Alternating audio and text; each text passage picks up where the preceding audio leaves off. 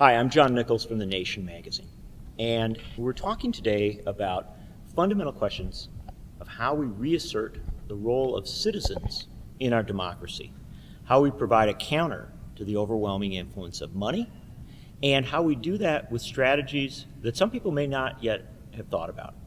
We're lucky to have with us two people who've been at the center of these struggles for a long time. Scott Greytak is the counsel for the group Free Speech for People, which has worked tirelessly for the last 5.5, 6 years to try and counter the Citizens United ruling of the U.S. Supreme Court, a ruling that unleashed a tremendous amount of corporate money into our politics, really struck down key barriers. But we're also working on a number of other avenues and on a number of other issues related to it to provide sort of a whole picture of how we might respond to money in politics. Thanks for being with us, Scott. Yeah, my pleasure. And also with us is John Bonifaz. And John Bonifaz has been involved for decades in voting rights issues, citizen empowerment issues. He's now the president of Free Speech for People. And really for the last 5, 6 years, he has been a central figure in promoting the idea of multiple responses to the challenges of money in politics.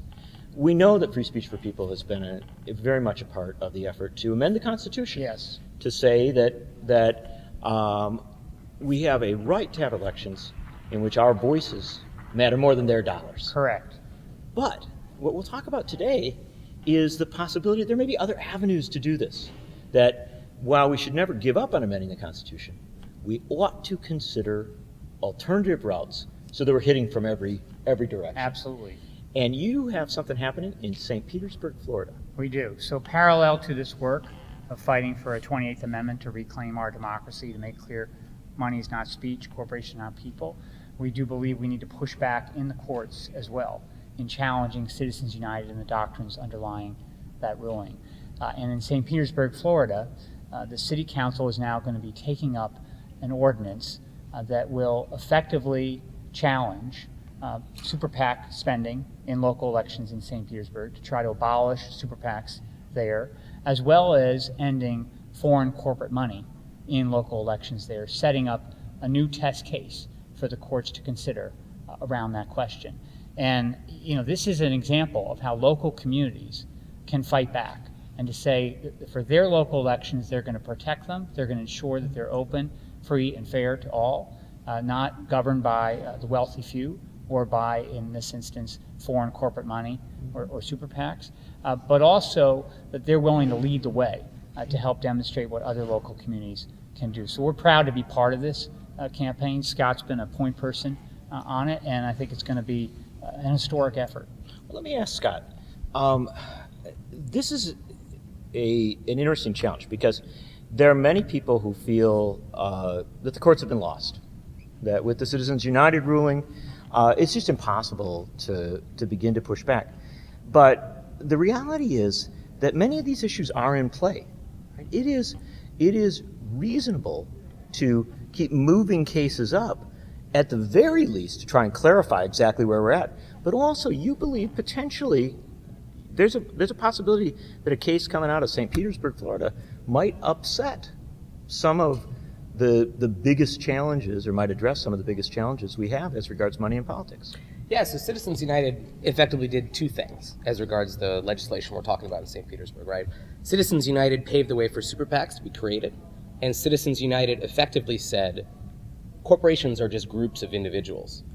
And we know from federal law, and the Supreme Court has upheld as recently as 2012, just 4 years ago, that folks who are not U.S. citizens are not allowed to spend in federal, state, or local elections. But because of the reasoning in Citizens United, groups of those citizens via a corporation could be able to spend in local elections. So we're targeting Citizens United that way. And also the fact when it created super PACs, it paved the way for a decision called Speech Now, which is a lower court decision, to be able to allow folks to spend as much money as they want via a super PAC on local elections. And so this ordinance in St. Petersburg is really targeted to address both of those problems started by Citizens United. At least half of that has been affirmed by the courts as recently as 4 years ago, and we believe that the idea of super PACs is also vulnerable, not just because of the change up in the Supreme Court recently, but because the inherent legal reasoning behind that decision took Citizens United and the reasoning behind it a lot further than the original authors of the Citizens United opinion wanted it to. And there's a genuine lack of clarity in this regard. We know that not from a legal ruling, but from a State of the Union address. Correct. Where President Obama talked about the money flowing into our politics, and talked about foreign money, and you saw Justice Alito shaking his head, seeming to, we can't read his mind, but seeming to say, no, that's not the case. Right. So we've got a situation where the President of the United States, who is quite savvy about this and has certainly studied these issues, and a Supreme Court Justice seem to not be on the same page. That would seem a logical place to try and seek some clarity. Yes, and the experience has shown that the President has been correct on this, that we've seen already, post-Citizens United, foreign corporate money in our U.S. elections. Uber is a great example of this. The ride-sharing company. Exactly, which yes. now has a $3.5 billion investment from the Saudi kingdom. And so when they're spending money, as they are actively in many jurisdictions in the United States, to try to effectively stop being regulated by those jurisdictions, hundreds of thousands of dollars that they're spending, that's mixed with foreign corporate money. And, you know, as Scott highlights, we've for a long time identified that foreign nationals should have no part in influencing U.S. elections, whether they be federal, state, or local. And yet this Citizens United decision has effectively allowed a vehicle for that to happen through the corporate form. Mm-hmm. Most people think that this is something that doesn't play in local elections, right? But Uber is a perfect example of this. I mean, this company has more lobbyists than Walmart, the largest private employer. They're active in 45 out of 50 state capitals. And we know that now the Kingdom of Saudi Arabia owns over 5.5% of that. And that could be a very significant role across thousands of shareholders. They have a seat on their board of directors. Uber spends hundreds of thousands of dollars all across the country in major city councils. And we know that city councils, including St. Petersburg, are coming up against these issues. How to deal with the ride-hailing economy, how it interacts with taxi cab unions and what say you. So Uber spent as recently as May $9 million on Austin, Texas ballot initiative. You know, this is a city where the most expensive election they've had there was a little over $1 million. Well, this gets to the heart of one of the issues that's really important here, and why what's happening in St. Petersburg is a big deal. Because, as you suggest, there are many folks who think of super PACs and money in politics as really like a kind of a 30,000-foot issue, one that clearly is a presence in presidential politics, U.S. Senate races. But the truth of the matter is that a super PAC or other structures for moving money in politics can be far more influential at the local level. Yes. National politics Yeah. all over TV. National politics, you know, has many, many streams coming in. But in a local contest, you bring a couple $1 million in, you can have a profound impact. Chevron has spent an enormous amount of money in local elections in Richmond, California, where there was a major oil refinery of Chevron's that exploded. I mean, there are serious questions here about local sovereignty, about ability for people to govern themselves when you have these multinational corporations effectively coming in to try to block democratic participation in one person, one vote. So local communities have a very important role to play here in challenging the current jurisprudence on money in politics and advancing it to a place that is protective of our democracy as a whole. Why St. Petersburg? Well, I mean, the truth behind it is you could do this in any number of large cities across the country. Super PACs, the reasoning behind it is really if it's good for the goose, it's good for the gander. If super PACs are effective in federal elections, and you're, say, a local contributor, you're in a highly regulated industry, you want to have an impact on the folks who are regulating you. Say in Florida, you can only give $3,000 to a statewide candidate. You can give as much money as you want to a super PAC.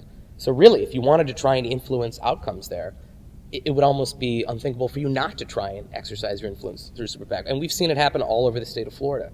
You know, there are examples in a college town, Gainesville, Florida. Folks are giving to super PACs to go around lower contribution limits.